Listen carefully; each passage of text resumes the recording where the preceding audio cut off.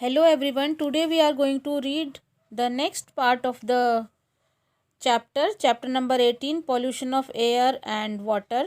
And this is the second video of this chapter. And in the earlier video, we have read about the harmful effects of air pollution. In that, we have read two effects. Air pollution can cause various health problems. Air pollution can cause acid rain. Now we are going to continue about air pollution causes global warming. Carbon dioxide released by the burning of fuels is not a poisonous gas, but excessive use of fossil fuels increases the concentration of carbon dioxide in the environment. This leads to greenhouse effect, the phenomenon whereby the Earth's atmosphere traps solar radiation because of the presence of gases like carbon dioxide, water vapors, methane, and CFCs is called greenhouse effect. You must also remember that without the natural greenhouse effect, the Earth's surface would be too cold to sustain life. But the increase in amount of greenhouse gases beyond natural limits is a cause of concern. This leads to the increase in the average temperature of the Earth. Now we can define global warming as that global warming is the rise in average temperature of the atmosphere of the Earth due to the increase in greenhouse effect. In the photograph on your screen, you can see clearly that some solar radiation is reflected by the Earth and the atmosphere. Some of the infrared radiations passes through the atmosphere, some is absorbed and re-emitted in all directions by greenhouse gas molecules. The effect of this is to warm the Earth's surface and the lower atmosphere. Most radiation is absorbed by the Earth's surface and warm it, but if it is in the excess quantity, then it causes global warming. The phenomena which you are seeing on your screen is actually greenhouse effect. Now we must know something about greenhouse effect also. Here on your screen of your slide you may notice a glass house is there. Now many commercial plants growers or tissue culturists use glass houses for growing plants in cold climatic conditions. The temperature inside these glass houses is higher than outside because the solar radiations absorbed by the glass panels is emitted into the glass house and thus keep it warm.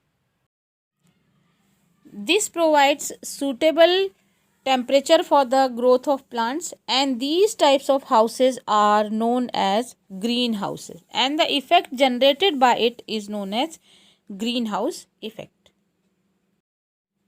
Now in short, damaging effects of global warming. First of all, polar caps would melt and water would flow into the sea.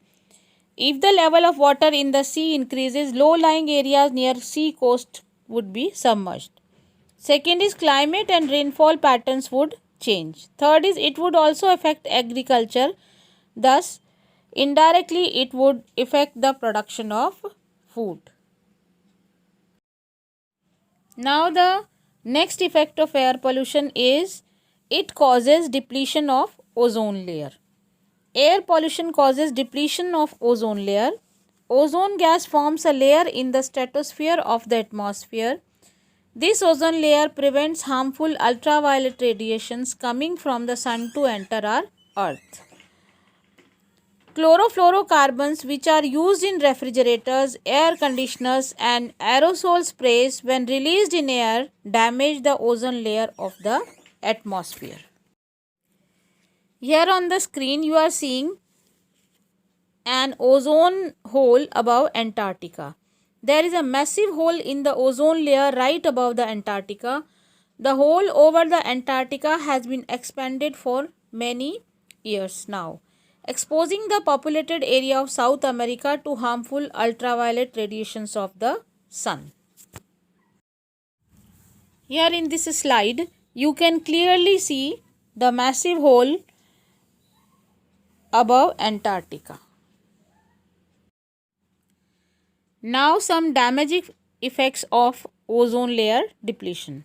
Harmful ultraviolet radiations reaching the earth cause various diseases in human beings such as cataract, skin cancer, damage of eyesight, etc. Harmful ultraviolet radiations can bring about changes in the gene structure leading to mutation. Harmful ultraviolet radiations cause damage to early developmental stage of fish, crabs and other animals also.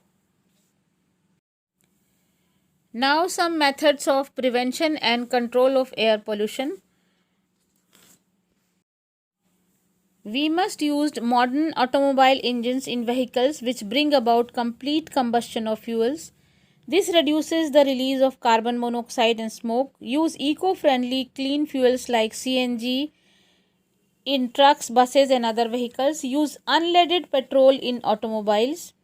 Regular pollution check of various vehicles should be made mandatory. Grow more trees and plants to reduce increasing greenhouse effect. Plants use carbon dioxide, which is a greenhouse gas. Use recycled paper to save trees. Replace wood, coal or kerosene with clean fuel LPG for domestic use. Encourage use of less polluting energy resources like hydroelectric energy, solar energy and wind energy, which you are seeing on your screen. These are the cleaner sources of energy. Encourage use of public transport. Now an introduction towards water pollution. Water is one of the most widely distributed and abundant substance found in nature. It covers about 3/4 of the earth's crust. For big cities, rivers, lakes and ponds are the main sources of water. In the last few decades, the quality of water in these water bodies had deteriorated and become unfit for human consumption. The contamination of water with harmful unwanted substances like domestic sewage, toxic industrial waste, chemicals like pesticides and fertilizers which causes harmful effect on both living organisms and non-living objects is called water pollution. The harmful and unwanted substances which contaminate the water are called water pollutants. Pesticides, fertilizers, synthetic detergents, chemicals, oils and grease all are water pollutants. The presence of pollutants make the water foul smelling and bad in taste. Okay student, this is all for today. We will continue this chapter in the next video.